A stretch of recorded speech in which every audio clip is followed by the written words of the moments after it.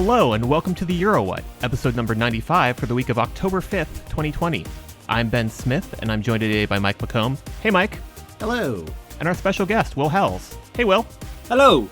Mike and I are a pair of Americans trying to make sense of the Eurovision Song Contest, and this week we'll be talking with Will about Six on Stage. Will, welcome to the program. Thank you for having me. Last time on the show was my fun little audio essay about performers who have been the main act at Eurovision multiple times. Six on Stage was super instrumental for that. Thank you for that. I did not realize that is a fairly recent website. Yeah, I think I launched it the day of the heads of delegation meeting for the doomed 2020 contest. So I waited until all of the songs and acts had been announced so that I would have a complete 2020 page and then launched it then. And then had to recode the whole thing to display 2020. And then all of a sudden 2020 became an asterisk for some reason. Yeah, all the entries have a funereal black background, and I had to recode the stat display. So I've taken the decision not to count 2020 in people's total appearances. What was the genesis of this project? Over the last couple of years, I've been watching old Eurovision Song Contests with one of my friends, and as that's gone on, a couple of things happened. One was that we started paying more attention to who was on stage and recognising people and wondering who they were. And the other was that my friend David started messing around with data analysis on things like song titles and writers. So he got hold of a load of data and started saying, well, actually, look, the most common word in any Eurovision song title is love, followed by the and me and you. And then he looked at writers and, not much of a surprise, discovered that Ralph Siegel was the most prolific of those. Yes. And so at the same time, we were looking at backing singers and thinking, well, some of these people are quite interesting. So I remember looking at Antique in 2001, and they've got 4 backing singers. One of them, it turns out, is the person who sings the version of Edelweiss that's on the Man in the High Castle theme tune. And she also sung backing for Mons in 2015.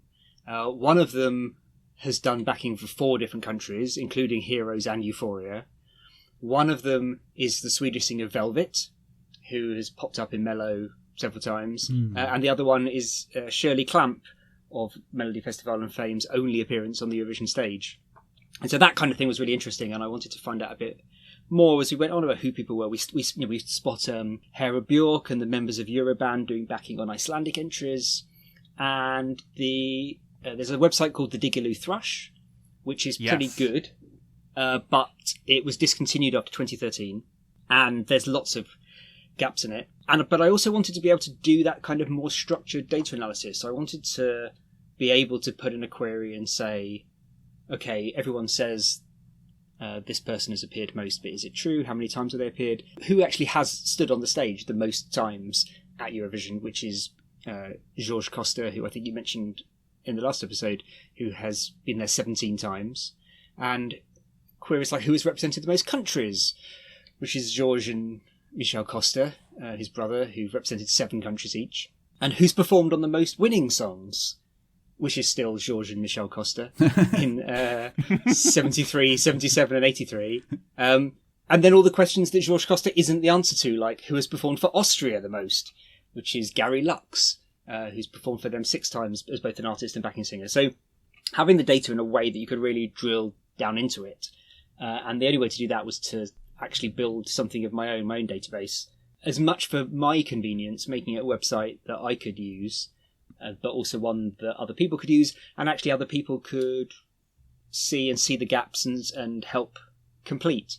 So there's still plenty of gaps in Six on Stage, but as I've gone on, I've managed to fill in some of the gaps that other sites have had as I've kind of brought all that data. So the first thing I did was build a database structure, work out exactly how you bring these people together, and then grab as much data as I could that already existed online, and then the really exciting job of working through the 5,000 or so people one by one and just checking that what was in there made sense, because there's no sources apart from these websites. They didn't say where they got their information from in the first place. And I wanted to make sure that the information I brought in was actually right. And what clearly happened is every website copied from every other website, which is kind of what I was doing as well.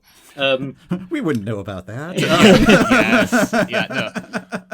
No. And so the same errors just kind of, it looks like, oh, I've got multiple sources proving this, but actually it's the same source that's been copied multiple times. So I was trying to make sure, does this person really exist? Is the name right? Trying to deduplicate where they were the same person with slightly different variants on their name.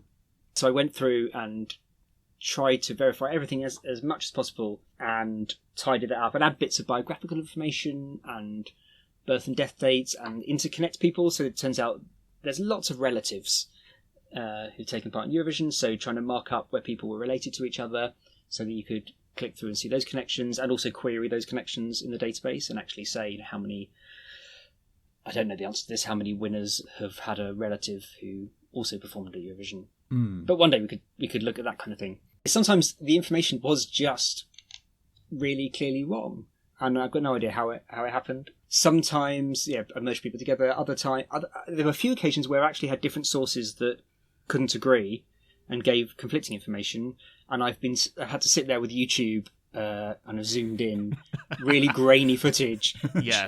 and reference photos that I could find in Google image search of people. Okay, is that person A or is that person B? In one case, one of the island songs, I literally can't tell.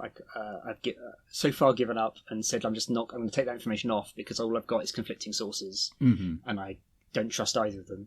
And there's a one Belarus song, I think it's Eyes That Never Lie, has more people listed than are actually on stage.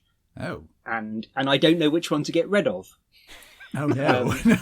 So yeah. That is an ongoing issue. And then as I went on, I discovered that obviously there's a lot of overlap between the people who were performing. I really wanted to draw attention to the backing singers in particular because that's what grabbed my interest. But then it turns out the people who'd done backing performance, people who'd done lead performance, some of them then hosted the show. Quite a lot of them turn up as spokespeople. Some of them end up on the juries. And so... and a few people have actually conducted and been on stage. Stefan Raab from Germany seems to have done everything except be in a jury and win. But all the other roles he's completed. So I started putting in some of that extra data as well so that you could get a more rounded view of what people's involvement was. You then discover that the person who's actually been involved with the most winning songs is Noel Keelan, the conductor from Ireland, who was the conductor in 1980 and 1987 and 1992 and 1993 and 1996. And actually, by his bad luck, 1970, when Dana won, is the only year between 66 and 71 that he didn't conduct for Ireland, or he'd have had 6. And then, and that was apparently, if I remember from when I watched that one, that was a dispute between him and the Irish broadcaster who didn't want to pay his expenses. and so he said, well, then I'm not going to the Netherlands, and Ireland won for the first time. Yeah. Just thinking about both places where data is wrong and multi-time performers. Like there was one error in last time's episode, and thank you for pointing that out. And like when you messaged me, I somehow knew that it was something about Corolla. Mm-hmm. Like somehow I just knew that like I had not double checked something on that specific portion of the show, and it turns out that I very proudly state that Corolla is the only 3-time performer who has been in the top 5 all 3 times. Incorrect. Katja Epstein also placed in the top 5 every one of her appearances. She was 3rd in 1970, 3rd again in 1971, and 2nd in 1980, and those were all for Germany. Yeah, she. I've watched the 70s fairly recently, and had that very clear memory of going to her Wikipedia page and reading the overexcited introduction, which says, "Some would argue that she is the most successful performer not to win at the Eurovision Song Contest." And that stuck in my mind as such that like extra piece of hyperbole on Wikipedia. Yep. No, and I feel like that the Venn diagram of the person writing that Wikipedia page in our audience is probably the same circle. I did wonder if the Venn diagram of the person writing that Wikipedia page and Katja Epstein was quite a small circle. Citation needed. Yeah. So added things like conductors, and then there are a handful of people who performed at the Junior Eurovision Song Contest, so I've tried to flag that up in a structured way as well. And what I'm currently doing very, very slowly, because there's way too much data, is adding national final performances, because I also think it's really interesting to see where people have tried and tried and tried again to get to Eurovision before they finally achieved it. And the people who, people have 100% hit rates in their national finals, and the people who have just tried over and over and over and over and over again. And that'd be really interesting to be able to query quite easily too. Yeah, I'm just thinking of like people like Marcus Riva in Latvia and like just exactly all of yeah. Oh my goodness. So in the course of this research, have you seen every Eurovision that's available online? Yes. Wow. Yeah, that's what we'd started doing that kind of had partly triggered this. And so we started at 97 because we thought that'd be an easy way in.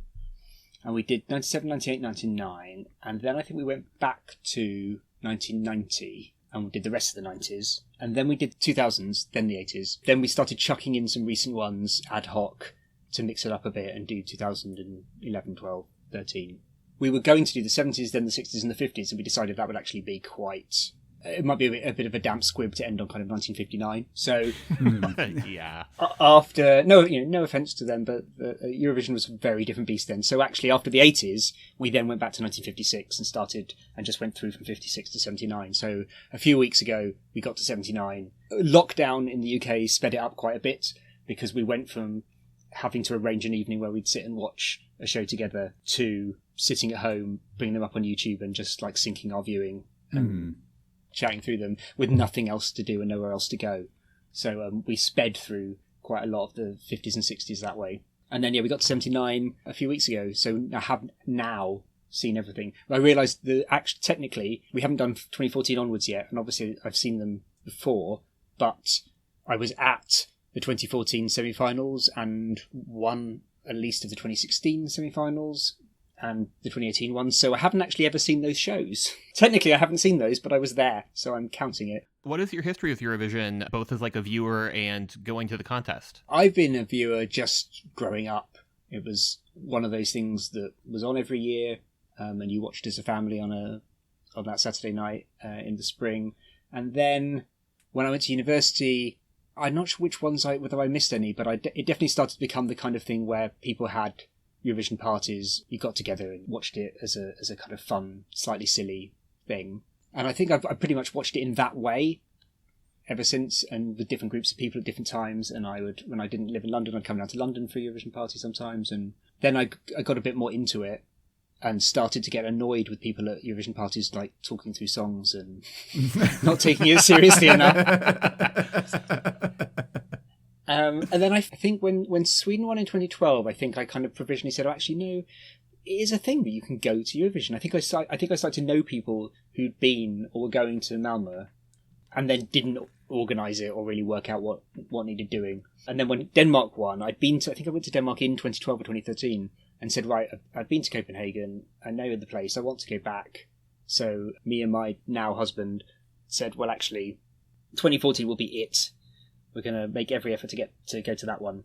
So we went to the two semi-finals in Denmark, in Copenhagen. And because we'd already been the year before, we didn't kind of get so caught up in touristy stuff. We knew we could kind of focus on Eurovision. So we went down into I remember going from having never been to one of these things to walking through Copenhagen and you seeing like building hoardings up with quotes from the Danish entry on walking down the main shopping street, and it had banners overhead with the titles of previous winners on, and then that took you down to the square, which they were using as the Eurovision Village, and I remember seeing Sanna Nielsen there and her performing all these Melody Festival songs I'd never heard of.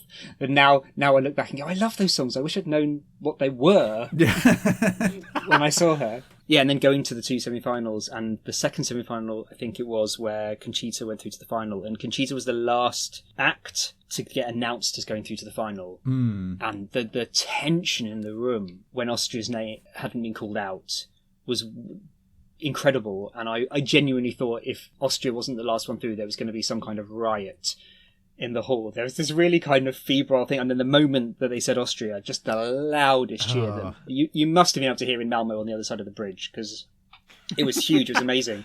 And so, yeah, that was a great moment. The other thing in the second semi-final I seem to remember is we were standing next to the wind machine. So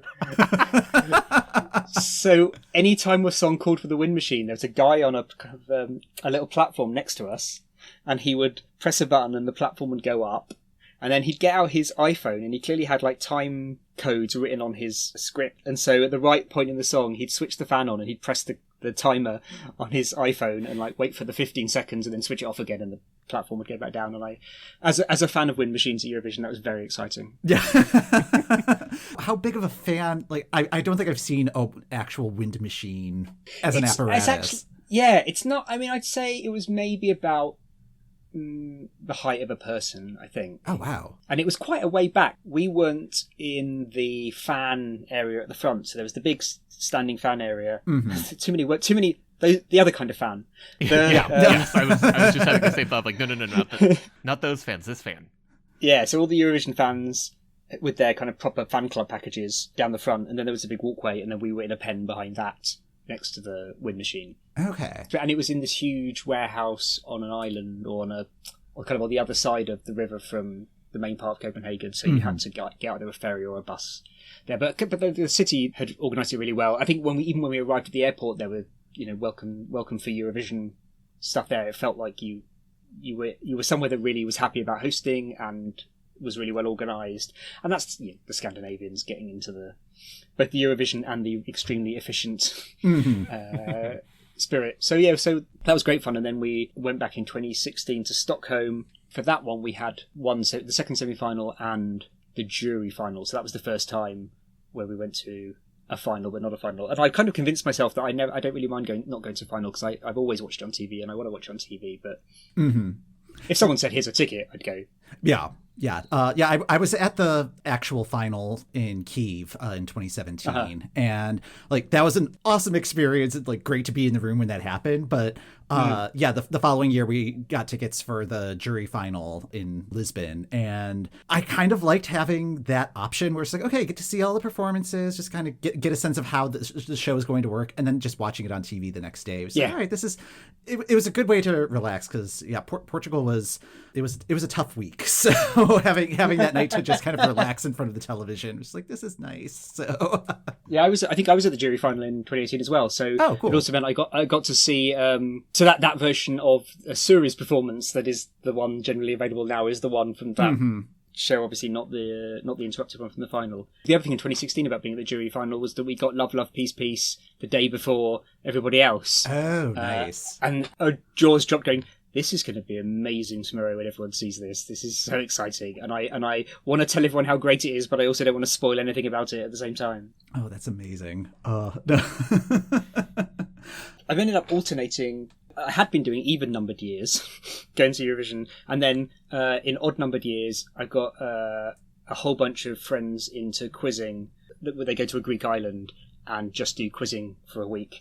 In the sun, and so I've been doing that on odd-numbered years, and then going to Eurovision on even-numbered years, because they kind of clash in May. But I don't know what's going to happen now, because I had tickets for 2020, and they will roll over to 2021. But then we don't know what's going to happen yet about audiences, so it's all a bit up in the air. Although, like, the quizzing in Greece sounds like a very nice alternative. Absolutely. It's a good fallback. There's a trivia event in the States every year called the Trivia Championships of North America that happens every summer in Las Vegas, which is much less of a fun place to do quizzing in than Greece. It is, it's nice. I mean, we had, the last time I was there, the weather wasn't brilliant, weirdly, but when you got the sun kind of beating down, you're literally just sitting around the pool with a beer, asking each other quiz questions. That is lovely. And I think, in fact, when I went there it was 2017, I was in Rhodes, and we had a terrible experience with the flight being cancelled, and got stuck at the airport for a whole day, and then got shipped off to a hotel to spend the night. And it was the night of the first semi-final, and I was getting very antsy about the fact that I was supposed to be home already, and I was potentially going to miss the semi-final. And in the end, everyone else is sitting in the hotel bar where we've been shipped off to in the middle of Rhodes, and I'm in my room watching Greek television, listening to their commentary of the final in Kiev. We had something like a dozen quizzes sitting in an airport departure lounge. We got through about 10,000 quiz questions just waiting for the planes to sort themselves out. Wow. Yeah, that's some nerdery. Getting back to the Six on Stage project, I mean, with smaller countries, it's just a smaller pool of people to draw from, so it's not really as surprising if people are popping up more than once. Does that hold true for larger countries, or is there a wider distribution? I'm using the totally wrong terminology here, but like, are there a lot of repeat performers from the larger participating countries? Yeah, I think there are, and they're not even necessarily people who were big stars. I'm trying to think of someone like Cheryl Baker, who is very notably a member of Bucks Fizz, but she'd taken part as a member of a different band, Coco, a few years before that, and a year or two before that, they'd taken part in the UK selection for the first time and come second, I think. So she had 3 national finals and 2 appearances at Eurovision, and one of which won, and that's the only one anyone remembers. But she wasn't a star until that win, and she wasn't an established pop performer. And then you've got people like Cliff Richard, who they kind of was from an era where the BBC would pick a singer and who was already established and go to them and say, please come and sing multiple songs. And he clearly was happy. I think he was a bit bitter about not having won in 1968, so was up for coming again and trying to win a second time. I think so. Sometimes that happens with lead performers anyway, that, you know, people like Dima Bilan come close and feel like they could do it if they just had an extra push. It's obviously very much the kind of thing that Ben was talking about last time. But with the backing singers, I think it's actually that some of them are associated with the TV channels. Some of them are like an in-house choir that perform on other shows. Some of them just, I think, get trusted. So, you know, if the Norwegian broadcaster has sent someone out there and they did a good job and they behaved themselves and everyone got on with them, then you're less likely to be hunting for a particular sound or a particular singer. I noticed watching Norway on Eurovision again, the backing singers from 2005 are the same people who've done loads and loads of other ones. So you've got this very different style of performance, very rocky performance, but you've got the same backing singers who have done loads and loads of other different types, and they just sing what they need to sing. So I think part of it is if you've proved yourself as a backing singer and you're reliable, then people will ask you to do it, or even hunt you out. Some of the people like Anna Selin, who represented Estonia with Runaway, she's done backing for lots of different countries and clearly has a good track record and can say, you know, I've got experience on the Eurovision stage, I'm not going to be fazed by it, so you know that I'll turn up and do what I need to do. Well, yeah, and just going back to like Hera Bjork as well, who's done backing for a number of different performances, was the act in 2010 and like was part of the Icelandic semifinal that Hatari was in. Iceland is kind of an example of a much smaller country where your pool is, I mean, not limited, because they've clearly got a really interesting music scene.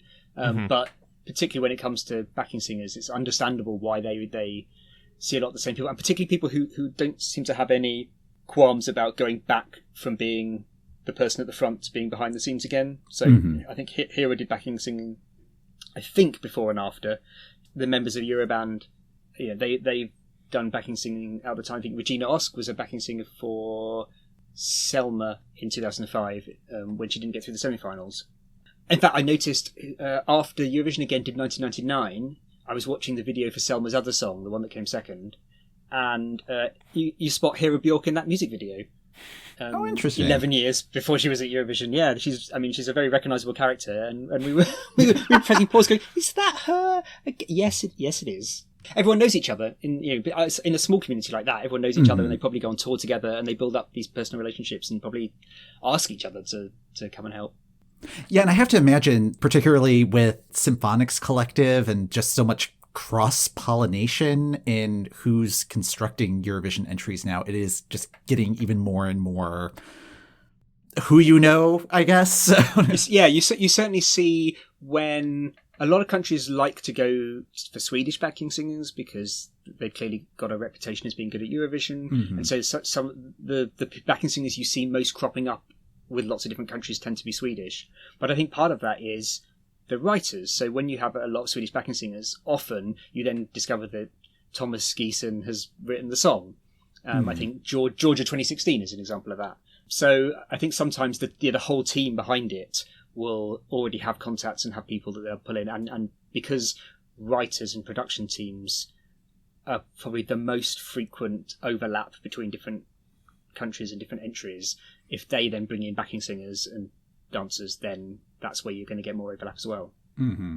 Has Eurovision again been helpful in this project? Yeah, absolutely. Partly because it's just forced me to pick a particular year and look into that, and made me want to make sure that year is as complete as possible. But also because for some of the older contests, it's actually just provided a higher quality print of the show.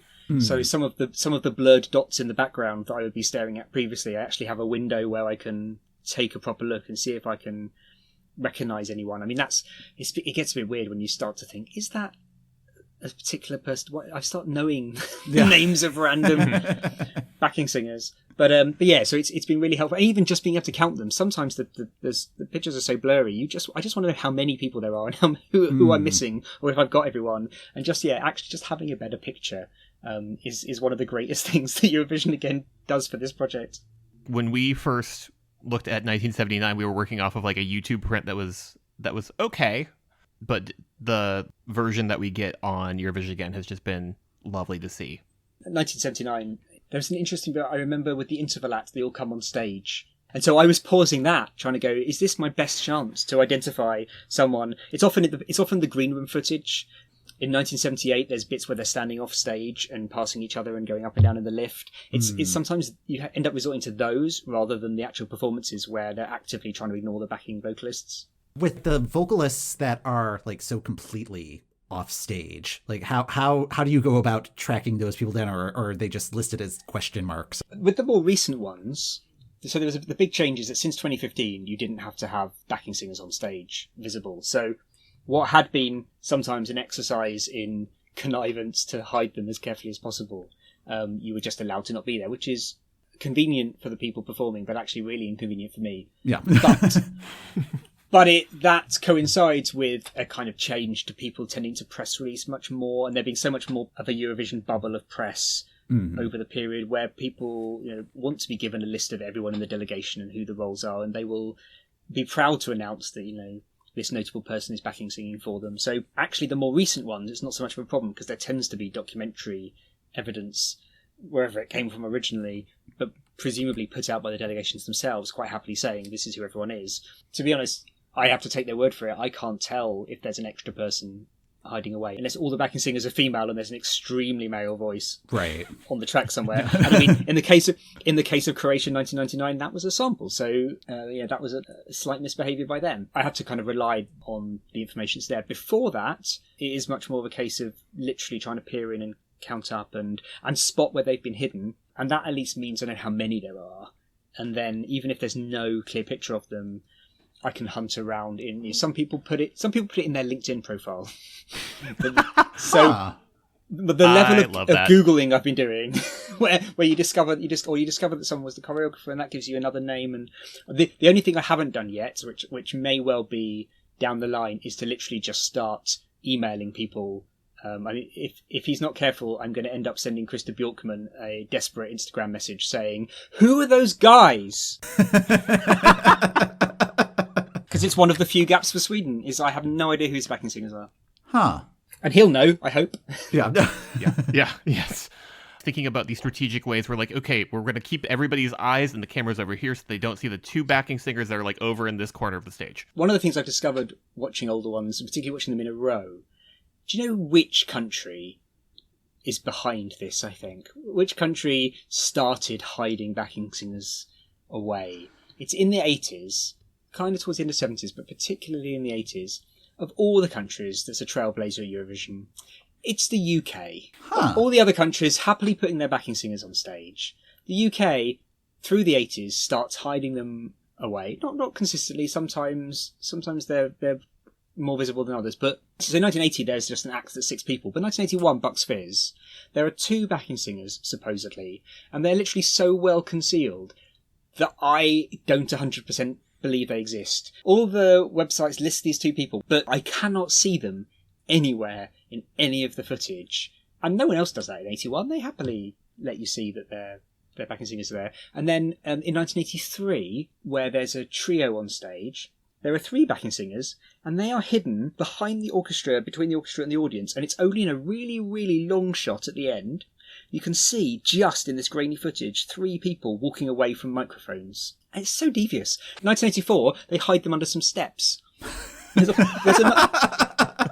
a nice plinth for them to stand on, but they don't want anyone to know they're there, so they hide them under the steps, and you can see these figures kind of just in shadow at the back. And fortunately, that's one where there's documentary evidence about who they are anyway, I think, if I remember. But it's just so needlessly devious. It's just like, let us appreciate them doing a good job. It's not damaging to the performers to say they're getting some backing vocals. That's just how that's how live performed music works. Yeah, it's absolutely reasonable. But I do think the UK needs to take some of the blame for the people who then start trying to hide people later on, because actually, let them. Alex Panayi, who was Helena Paparizou's backing singer in 2005, he's there. He's there on the plinth. He's not really massively focused in the shot, but he's not hidden either. He's standing on a plinth with a microphone lit. 4 years later, when he's doing it for Sarkis, and Sarkis is standing on his giant stapler, he's in darkness at the back with all these dancers, and Sarkis jumping around, and there's Alex Panayi, his microphone in darkness, so you don't attract any attention at all. It's a shame. I'm just so glad that we just immediately know what the giant stapler is. Yeah, and I mean, really, I don't think there's anything that you can do to pull focus from a giant stapler. The giant LED stapler, yeah.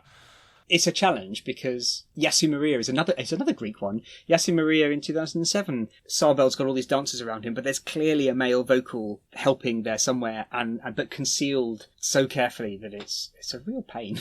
Has there ever been a case where there's been more than 6 people on stage? Like, I've seen shots at times where, like, you could sometimes see the camera person, camera operator running around. But like, any violations of the rules that you've noticed, or has everybody kept to the 6 on stage rule? I don't think so. Just because it's so easy for the organisers to police. They're giving out a certain number of passes. They know who's supposed to be where at any given time. Right. And it is tricky though with the camera people, because when you're trying to spot, is that person who's wandering around there a backing singer, or is it a camera person waiting to shift out? That can be tricky. I think the closest one is again from 2005. I was a bit puzzled when I realised there's a male backing singer who you don't see, and there's someone down the left hand side that I could see on the grainy footage before, and I really couldn't tell if it was a stage manager or a backing singer or a camera person. And having watched the cleaned up Eurovision Again copy, I think it probably is the backing singer. But what had complicated it is that Martin Stenmark has a mic stand thrown in partway through the number. And so he's got all these dancers, and then someone throws him a mic stand. I'm like, well, is the person who throws in the mic stand the backing singer? Because they would be in the wrong place. But if it's anyone else, then there would be 7 people on stage, because someone has to engage with that. You are allowed more people on stage if they aren't part of the act. There's a whole thing with Danny Im being wheeled off a box or something in 2016. Mm-hmm. And stagehands can do that. But I always figured like they couldn't do stuff in the song. They could set up the song and then leave.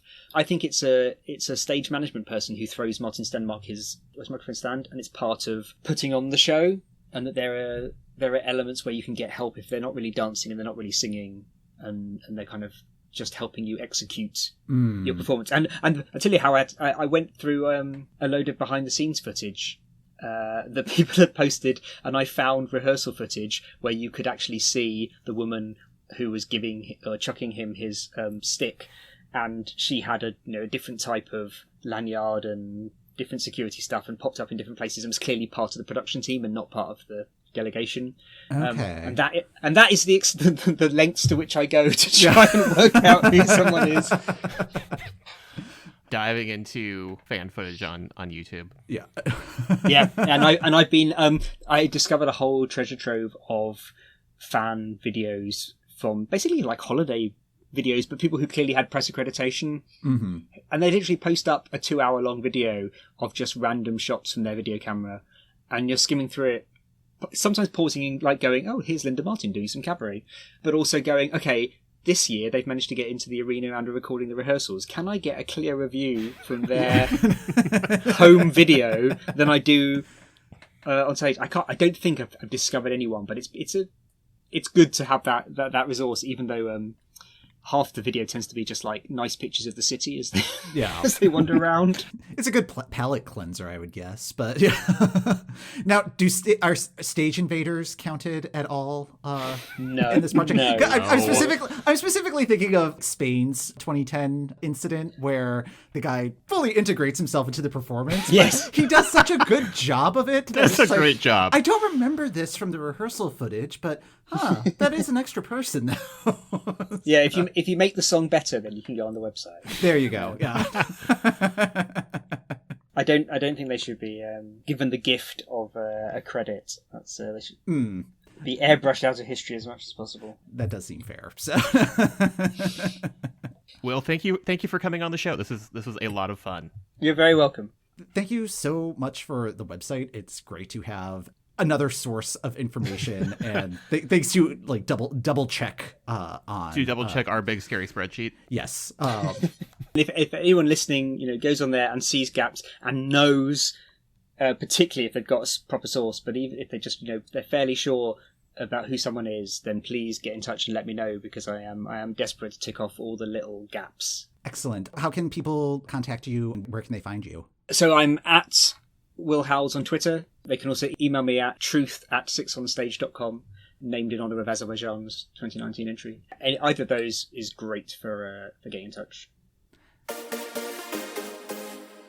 Mike, I have great news. It is our favorite time of year. It is logistics time. Yay! If there's one thing we love here at the Your What podcast, it is logistics. Mm-hmm. And there are so many logistics happening right now, Mike, because given that, I'm just sort of gesturing at the state of the world right now here in 2020, and after the lessons we learned this year in March, the Dutch broadcaster and the EBU have come together and said, we have 4 potential plans for Eurovision next year. In plan A, if all goes well, if it's business as usual, it's business as usual. We have a vaccine. There's rapid testing. Eurovision is going to go ahead as planned. That feels really optimistic to me. Especially from our point of view. Especially from our point of view, where it's just like, oh boy. It is probably in the realm of possibility. Oh yeah, outside chance, but outside chance. But I'm a pragmatist, and looking at Plan B. Plan B makes a lot of sense. Plan B is social distancing Eurovision, a limited delegation size, more importantly, a new seating plan that's going to require a ticket lottery, where people get full refunds if you do not win the lottery twice. The second that came out, I also had an email from our lovely ticket vendor being like, hey, hope you saw this. This applies to you. I'm hopeful that that's what ends up happening. Yeah. Real talk. A really does seem like a pipe dream, but yeah. B I think should be the goal at this point. B should be B feels like a reasonable goal. It's the Eurovision that still feels like a Eurovision. Mm-hmm. But if Plan B does not work out, there's a Plan C. If there are travel restrictions for some delegations, depending on the state of COVID across the world, delegations that are unable to travel to the Netherlands will perform remotely. So that feels very much like the remote Eurovision that was sort of tossed around in March as things were sort of getting worse. It could work. It could work, but I feel like, especially just as somebody who watches a lot of the national finals and just notices the difference in quality, and just based on what nations have available in their telecom, that would be visible, I think. Especially just thinking of like when they talk to spokespeople like during the scoring segment, and how there's oftentimes a delay just between broadcasters, because that's just how it works sometimes. That's just how television works. Yeah. It'll be interesting to see how they navigate any like those sort of technical issues. There is a Plan D as well, which is just Plan which is all delegations performing remotely. One, the sort of the core team in the venue, and then just sort of going nation to nation, broadcaster to broadcaster in some sense. No activities in Rotterdam, essentially, no Eurovision Village, that sort of thing. It seems like they are using Junior Eurovision as a test run for this setup this year. Mm-hmm. Yeah, it'll be interesting to see how that plays out. I might actually watch it this year to see how it plays out. Get a sneak peek of what we might be watching from home. Mm-hmm. See what other exciting new innovations are popping up in the R&D lab over at Eurovision headquarters. Yeah, testing it on children. It's great. No. Oh, I that's love a science. fun and appropriate joke. That is, Yeah. I enjoyed that. Anyways, some other fun logistical details about Eurovision, regardless of whether we are on plan A, B, C, or D. Fingers crossed for B. The logo might get tweaked. The stage and slogan are going to stay the same, which I liked the stage design. I was very excited about the stage design, weirdly. So, and like, open up feels like a nice little ray of optimistic sunshine in 2021. And then Nikki Tutorials has officially joined the hosting team, which, as somebody who has been watching the current season of Vies de Mol, Nikki Diager is just popping up everywhere. Mm-hmm. And it may also be the case that I just missed it last year when she officially joined the team, because she was doing green room stuff as part of the like virtual rollout of Europe Shine a Light. But maybe that was the plan all along, was that she was going to be doing green room interview, like the web presence stuff. She's going to be handling the web presence, which, like, she is a massive YouTuber and makeup YouTuber in particular, which is its own whole sphere. Mm-hmm. She's not in the controversial part of makeup YouTube, is she? No. Okay. No. And is that good or bad? I have watched, at this point, too many explainer videos about what happens in makeup YouTube, and I do not know. So many podcasts that I listen to have done stories about Dramageddon from last year. Yes. Delightful listens. That's where things stand in terms of the contest structure. In terms of countries that are participating, since we last checked in, Albania, Iceland, Italy, North Macedonia, and Russia have all confirmed that they're going to be participating. So we are up to 37 countries. No new ones yet compared to last year's list. Still waiting on 4 to send in their RSVP. But it's still kind of early. Like they've still got a couple more weeks. In terms of how various national finals are shaking out, Melfest will be starting on Saturday, February 6th, the first Saturday in February, which is pretty standard. It'll run for 6 weeks and end on March 13th. All shows are going to be in Stockholm this year. They're not going to be doing the cross-country tour like they normally do. And a lot of that just has to do with the sort of travel and audience size restrictions. They haven't picked the venue yet, but they're adamant that it will not just be in a television studio. Like, it will actually be in a place so that they could potentially have an audience, depending on if those restrictions get lifted or expanded or what have you. One of the interesting things that I read in one of the articles about the schedule dropping is that this is the 20th edition of the current format that they use for Melfest, where instead of it just being a one-day like national song festival, it expanded to a 6-show format. Since it's the 20th edition, that's a year that ends in 0, so they're going to celebrate. Exactly, it's a year that ends in 0. We have to celebrate years that end in 0. This may be the last year that they use the current format.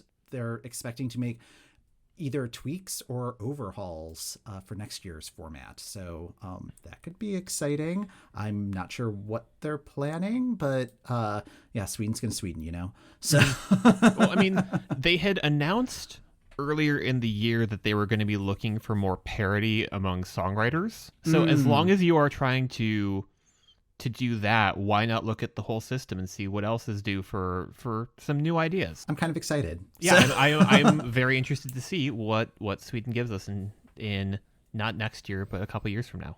Mm-hmm.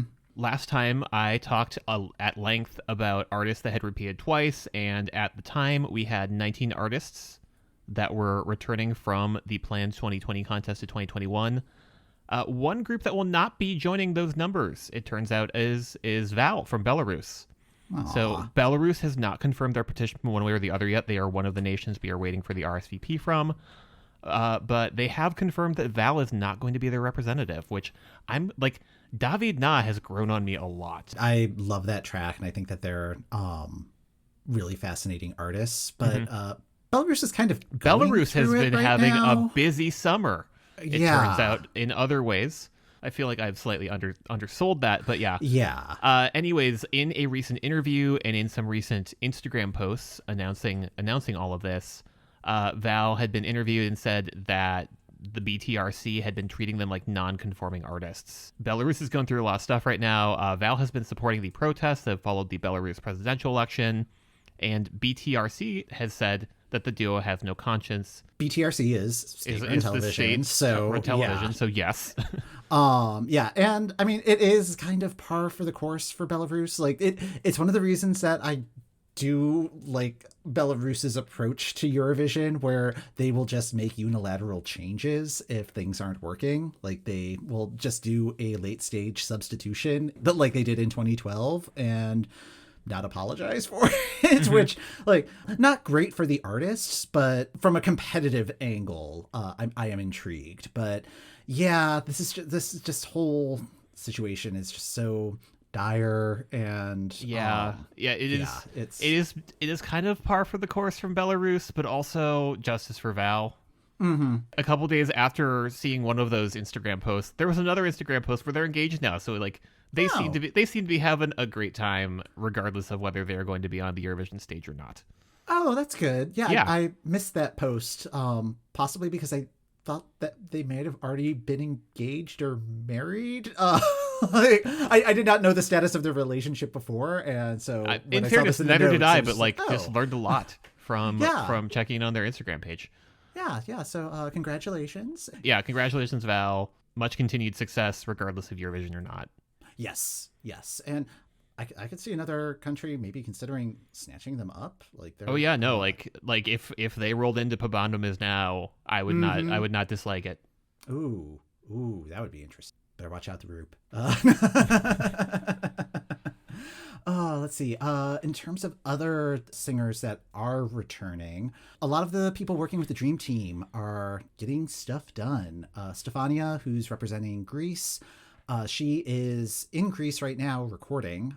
Their goal is to have 4 songs to present to the Greek delegation, and it's not known yet, like, how they're going to do the selection, if it's just going to be, here are 4 songs, and Greece goes, yes, that one, or if there's going to be some form of public input, like a national final or public voting consideration thing. It sounds a little bit like they're figuring it out as they're going along, which is fine. It's October. They've got the time to do that. Ugo Suviste is working on his entry for SD Lal. He has a fast pass to the semifinals. I was mistaken. I thought he had a fast pass right to the finals, but no, he just has a fast pass to the semis. And he's working with the Dream Team again. I don't think I knew that he was working with the Dream Team this year. In hindsight, yes, it makes so much sense now that I listen to that song again. Yeah, it is full on Dream Team. And then Natalie Gordienko, who's representing Moldova, is recording, and she's working on an uptempo entry. Good. Yeah. Like, Moldova, I appreciate that you're trying new things, but I demand Wine Mom energy. Prison, I wouldn't say it's growing on me, but yeah, it just hits a like particularly angsty spot, which can be kind of fun in the middle of a playlist. So. I still have it on like my large 2020 playlist, which has too many things on it, and I really need to prune it. But every so often, Prism will come up, and my reaction every time is the same, which is, what is this? Yeah. Why is this on here? Did Spotify run out of things and start just like go onto like the random shuffle mode that it does? And then I click to open Spotify. I'm like, oh right, this is Moldova's entry from this year. Yeah, I'll be curious to hear that. And I kind of like the idea that we already know that there's going to be some uptempo stuff in the potential mix, because I'm very concerned about what the tone of next year is going to be. I was just about to say that, like, I feel like there could be a lot of delegations going, well, we need to have a very serious moment on the stage. Yeah, I'm just like, no, we wanted to party. How about we celebrate that we're here and we're alive, and we do that through dance? That is what I would like. Yes. More celebration, please. More celebration, yes. Congratulations to anybody who had a long list for Senhit's series of videos that she is doing and continuing to release. We are like 4 into this, Mike, and I'm getting real concerned. Yeah. There are a lot of ideas happening. And like, I like some of the ideas because like she covered Congratulations this month. And I love the idea of, because San Marino is right by Italy, riffing on the work of Federico Fellini. That's a very fun idea. That's a very Italian idea. Like, that's a lot of fun.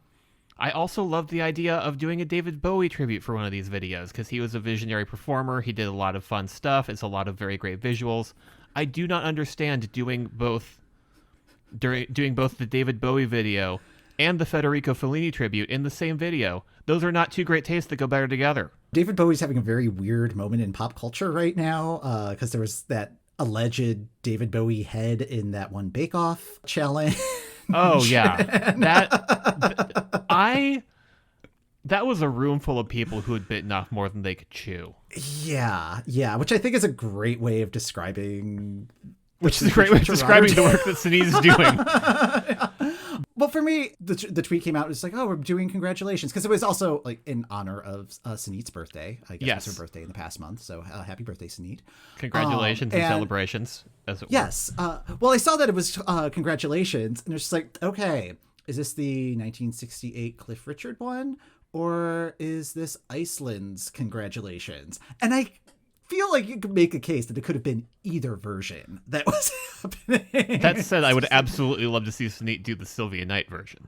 Yes. Like I'm that's a fun like fun B-side. performance choice. Like this weird shouty version of congratulations, because like in addition to the Fellini and the David Bowie, like the instrumentation on this was very much like the Beyonce Coachella performance that was very brass heavy and very Which again, another really cool idea. Why are all of these things happening at once? Like once all of these videos are done, if you just watch them in a sequence, if it like just one immediately after the other, if there is a coherent thread, or if it's just gonna be like watching an episode of Twin Peaks. And I mean, I think I was very happy that at least this time there was not like an All Lives Matter moment at the end, that they instead like. Also, I clicked on the video and it was 6 minutes long, and I freaked out because I'm like, the Cliff Richard song is not that long. Oh no, oh no. But no, and then like halfway through, it's like, oh, okay, cool. So it's just like a normal size video, and then just a lot of birthday mess. Valentina Monetta needed to say happy birthday to Senhit Mike. True. So that was a very important moment. I was just very happy to see her. She's living her best life. Mm-hmm. You can rent her house on Airbnb. Yep. Oh yeah, I gotta dig up that link. Yeah. Elsewhere in films that I'm excited to watch, Hatari's movie A Song Called Hate had its Icelandic premiere a week and a half ago from where we are currently taping, and it's going to be premiering at the Polish Film Festival next week. So at some point, I hope that means that I can rent it from somewhere online and watch the movie. Have you seen any reactions or reviews from the Reykjavik screening? From the Reykjavik screening? I follow the film's official Instagram account because I want all of the information I can get about it. Yeah. And there are a lot of great photos from the premiere. It looked like everybody was doing some social distancing and some masks, although some members of Hatari are not strangers to wearing masks during the that looked great. It looked like there were the normal things for like a film festival or a movie premiere, or like some talks with the artists after the fact, where I do still need to like sit down and go through the Icelandic newspapers and see what the thoughts were there. Yeah. Just do the normal thing that I do now of just going to the major Icelandic news sites and like popping articles into Google Translate. That's my life now. I do this for fun. Yeah, well, gotta keep busy during these lockdown times. It's fun. It's fun to have hobbies. Yes, and let's be real, this would be happening regardless of. This would be happening regardless, yeah. Yeah. So, keeping an eye on any Eurovision in the wild. More randomness in the last few weeks. Danelia Tulashova, who was on America's Got Talent, she did make it to the finals. She performed Sia's Alive. Something Dunkin' Donuts voting, something Shrine of the Silver Monkey. I don't know how any of the scoring works. She got knocked out before top 5. I don't know what that means other than she did not win, unfortunately. So she did not win, and that there was a top 5 and she was not in it. Okay. Yes. So better luck next time, maybe. I don't know. Like I have no yeah. desire to watch America's Got Talent. Please stop applying to America's Got Talent, former Eurovision alumni. I am begging you. Yeah. Yes. But I would not be shocked if we see her again in some capacity, either in upcoming national selections or internal selections. Yeah, she's doing her thing. She's doing her thing, and it's great. The one that I am keeping close tabs on is the Just Dance 2021 playlist, and Uno by Little Big has been added to the mix. This one's interesting because their song Skibbity, is that how it's pronounced? Skibbity? Yes. That was in last year's edition, so they already had kind of a working relationship with the Just Dance franchise. And so it's no surprise that this one, particularly from like the Eurovision entries this year that could end up on the Just Dance list, that this one is on the list. But what I am intrigued by is the art style of the playthrough video that they had posted on YouTube is different than the normal Just Dance art style. And I'm wondering if that is art that was going to be used in their like stage performance, or if the choreography is matching what they were planning on doing in Rotterdam this year. It's pretty reminiscent of what we saw in the original music video, but for the people who like to do fantasy staging concepts, I know you're out there. Yeah, that is my working theory right now. My thighs already hurt from like having attempted to do the dance earlier in the year. And that is part of the choreography. But yeah, they've also got the karate moves in there. It's just like, it looks like it's an athletic performance, but still expecting there to be maybe one or two more Eurovision connections coming through on the playlist. They're dropping these track announcements like a couple each week, it seems. So it's a slow drip until the game drops middle of November. Give me that sweet Dathi Frere think about things choreo. Yeah. And then the last item for the Eurovision in the Wild, and I think this is maybe the wildest one. E is handling the People's Choice Awards this year, and Eurovision Song Contest, this Story of Fire Saga, is up for a couple of awards, which cool. I don't know, like the People's Choice Awards are like pretty weird, like or just weird in general. Yeah, like the whole nomination slate, like there are a whole bunch of categories where you're just like, who? And Will Ferrell got nominated for his performance, which is insane, which is wrong. That was what I was maddest about, is like, if you're going to highlight a performance in that movie, it is not Will Ferrell's performance. Yeah, there were so many other categories it could have been nominated in, but it was Will Ferrell for that, and then Best Comedy Movie. Yes. Well, the comedy movie of 2020, which in fairness, there have not been a ton of movies in 2020. I'm looking at its competition. Yeah, I mean, like that I think is part of the reason why this got nominated for things, or it's just like, well, it's one of 12 things that is available to choose from. It is a film that publicists promoted. Yeah, but like what's shocking to me is like Husavik didn't get nominated, and there was a category for like best song from a movie streaming on Netflix or something. Like there was like some very specific categories where like you would expect Eurovision to fit in, and it didn't. And then I just really want. I'm furiously scrolling through this to find like the very specific best song from a movie that debuted on Netflix in June. Yeah. On the other hand, I mean, Husavik could have been nominated, but Ya Ya Ding Dong split the vote. Sure. Look, the idea of People's Choice Award winning song Ya Ya Ding Dong just feels wrong. Looking at the song of 2020, those are actual songs. Oh yeah, but no, there was like a specific movie song category. Okay. And that's the other thing. It's like, why are there like 7,000 categories for this? I think this is also the first year that E is hosting the People's Choice Awards. I was like, why is this on E? Why is this? Is really why also why is this? Yeah.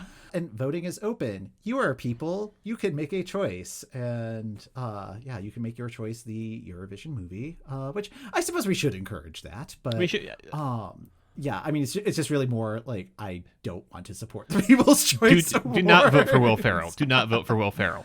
That one. Although, who is he up against is the other question. Like, they're weirdly specific and then weirdly general. Okay, comedy movie star of 2020. Will Ferrell's up against David Spade for The Wrong Missy, a movie I have no clue what that's about. Issa Rae from The Lovebirds. Okay, I did. Yeah, it is comedy movie star. Okay. We don't need gendered categories in 2020. I love it. Joey King for The Kissing Booth 2. Keanu Reeves for Bill and Ted Face the Music. Noah Centineo for To All the Boys, P.S. I Still Love You. Pete Davidson for The King of Staten Island, and Salma Hayek for Like a Boss. These are all films that exist, Mike. Yeah, the comedy movies of 2020, Eurovision Song Contest, The Story of Fire Saga. I do like that it's alphabetically. Wait, no, it's not even alphabetically Nope. first. 'Cause you've got Nope. No sense of order. What? All is chaos. Yeah, so it's Eurovision, Like a Boss, The Kissing Booth 2, King of Staten Island, Lovebirds, Wrong Missy, To All the Boys, P.S. I Still Love You, Bill and Ted Face the Music. Oh my God. Okay, did they just pick one? Did they just pick one actor from each of the movies that's nominated? I guess. I may have cracked the code, Mike. Oh man, yeah.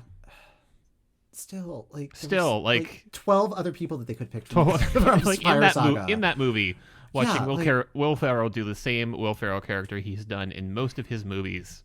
Yeah. Going, this is groundbreaking. We love it. Apparently, I had some leftover thoughts about the movie. Yeah. I don't know. It gives us an excuse to link back to our crossover Yes. episode. So, yeah, if you want to hear our thoughts about Eurovision Song Contest, Story of Fire Saga, check the show notes. Check the show notes. Bloodshot. That was the other one I was trying to think of. Okay. Bloodshot, the last movie released in theaters. So, yeah, Eurovision wild, very wild at the It has been very wild. Yeah. This episode has gotten very wild. Yeah, but we are all out of news. You're all out of news. Happy October, everybody. That's going to do it for this episode of the Euro What. Thanks for listening. The Euro What podcast is hosted by Ben Smith, that's me, and Mike McComb. That's me. Thanks again to Will Howells for joining us. You can find his website at sixonstage.com. You can find our website at eurowhat.com and reach us on social media at Eurowhat. Episode 100 is coming up, and we want you to ask us anything. We have a lovely feature on our website where you can yell at us and or send us messages and or send us your questions. Please use that. Please don't yell at us. Please be nice. Next time on the Euro What, we will be trying to make sense about Eurovision alumni on The Masked Singer.